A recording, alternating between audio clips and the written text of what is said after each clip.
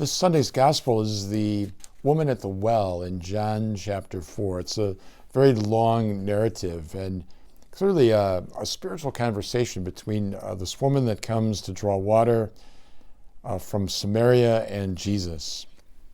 So on so many levels, that conversation should not have occurred. First of all, a man is talking to a woman. Secondly, Jesus, a Jew, is talking to a Samaritan. Thirdly, Jesus is a rabbi.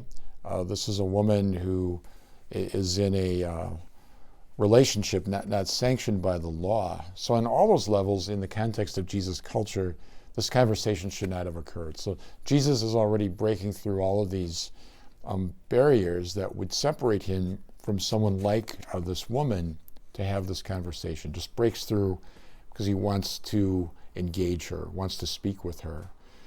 And as she is thinking on a very human level of physical water, he, of course, is speaking of spiritual water, the water of the Holy Spirit, this fountain of new life that springs up within us when we are baptized and when we give our life to Christ, this fountain of God's mercy and God's grace that flows over us and also flows from within us when we become a new creation.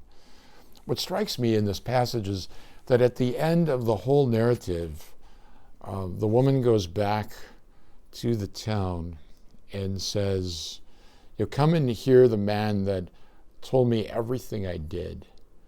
So she immediately goes back and evangelizes her brothers and sisters in this community. Wants them to meet Jesus, wants to share with them what she has experienced, the power of this encounter with Christ. There's also the moment when Jesus tells her that he is the Messiah, he is the Christ. So here's a beautiful scriptural example of what conversion looks like, that we come face to face with Jesus and he reveals his identity to us.